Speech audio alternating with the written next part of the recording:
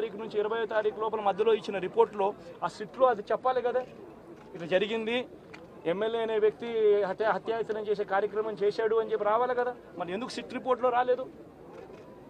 ఈ రకంగా ఒక మనిషిని కేవలం 4 సార్లు ఎమ్మెల్యే, తాను 2000 కన్సిస్టెంట్గా 4 సార్లు ఎమ్మెల్యే గెలిచాడు. 2009లో గెలిచాడు, 2011లో గెలిచాడు, 2014లో గెలిచాడు, 2019లో గెలిచాడు. ఒక మనిషి కన్సిస్టెంట్గా 4 సార్లు ఎమ్మెల్యేగా గెలుస్తూ వస్తున్నాడు అని అంటే ఆ మనిషి మంచోడు కాబట్టి గెలుస్తూ వచ్చాడు, ఆ మనిషి మంచోడు కాబట్టి ప్రజలు ఆశీర్వదిస్తూ వచ్చారు. అటువంటి వ్యక్తిని తీసుకొని వచ్చి తప్పుడు కేసులలో ఈ మాదిరిగా బిగించడం ఎంత మటుకు ధర్మం? ఈరోజు ఒక్క రామకృష్ణారెడ్డి ఒక్క పరిస్థితే కాదు, రాష్ట్ర వ్యాప్తంగా ప్రతి గ్రామంలోనూ కూడా ఇదే కార్యక్రమాలు జరుగుతూ ఉన్నాయి. ప్రతి ఒక్కరూ కూడా వాళ్ళ స్థాయిలో రెడ్ బుక్స్ అని చెప్పి రెడ్ బుక్లు పెట్టుకొని ఉన్నారు.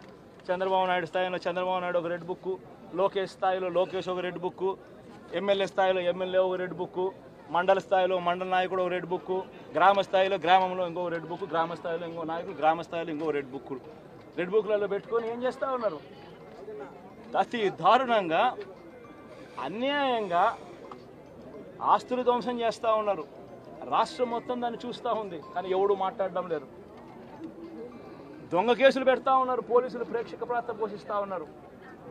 దొంగ కేసులు పెడతా ఉన్నారు, వాళ్ళే కొడతారు, మన ఇటువైపున కేసులు పెడతా ఉన్నారు. రాష్ట్రం మొత్తం ఇది చూస్తూ ఉంది. చీని చెట్లు నరికేస్తూ ఉన్నారు, ఆస్తులు ధ్వంసం చేస్తూ ఉన్నారు, కనిపిస్తూ ఉంది.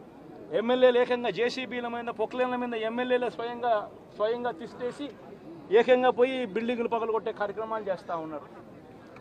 ఇంతటి దారుణంగా నిజంగా చేస్తూ ఉన్నారు అని అంటే ఎల్లకాలం ప్రభుత్వం మీది కాదు, ఎల్లకాలం రోజులు మీయే ఉండవు చంద్రబాబు, అది గుర్తుపెట్టుకో. మీ పాపాలు పండుతూ ఉన్నాయి వేగంగా, ప్రజలు దీన్ని క్షమించని పరిస్థితి లేక వస్తారు. ఖచ్చితంగా మీకు బుద్ధి చెప్పే పరిస్థితులు రోజులు కూడా ఉంటాయి. చేతనైతే మంచి చేయండి, మంచి చేసి ప్రజల మనసులు గెలుచుకుని ఓట్లు ప్రజల మనసుల్లో స్థిరస్థాయిగా నిలబడే కార్యక్రమం చేయండి. కానీ తప్పుడు రాజకీయాలు ఈ మాదిరిగా నువ్వు ఒక్కరివే చేస్తావు అనుకుంటా ఉన్నావు. ఇదే మాదిరిగా కొనసాగితే రాష్ట్రంలో ఒక తప్పుడు సాంప్రదాయానికి నువ్వు నాంది పలుకుతా ఉన్నావు. నువ్వు వేసే ఈ బీజం, నువ్వు వేసే ఈ తప్పుడు సాంప్రదాయం రేపొద్దున నువ్వు వేసే ఈ బీజం చెట్టు అవుతుంది. రేపొద్దున నువ్వు ఏదైతే ఇత్తుతావో అదే పండుతుంది. రేపొద్దున మళ్ళీ మీ గ్రామాలలో మీ కార్యకర్తలకు ఇదే పరిస్థితిని ఇదే మాదిరిగానే మళ్ళీ జరిగే కార్యక్రమాలు కూడా జరుగుతాయి. అటువంటి తప్పుడు సాంప్రదాయాలు దయచేసి ఇప్పటికన్నా ఆపండి. నాయకులుగా ఉన్న మనలాంటి వాళ్ళం ఇలాంటివి ప్రోత్సహించకూడదు. ఇలాంటివి ఎవరు తప్పు చేసినా తప్పు అని చెప్పే కార్యక్రమం నాయకులుగా మనం చెయ్యాలి. కానీ దగ్గరుండి ఈ మాదిరిగా ప్రోత్సహించడం అతి దుర్మార్గమైన కార్యక్రమం.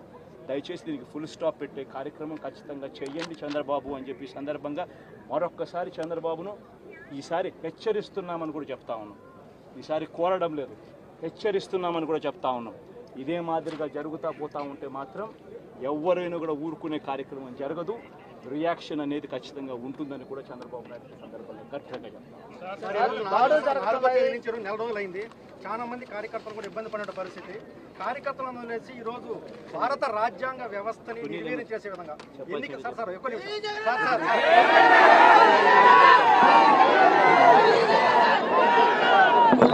ఆయన వెళ్ళిపోయి దాని మీద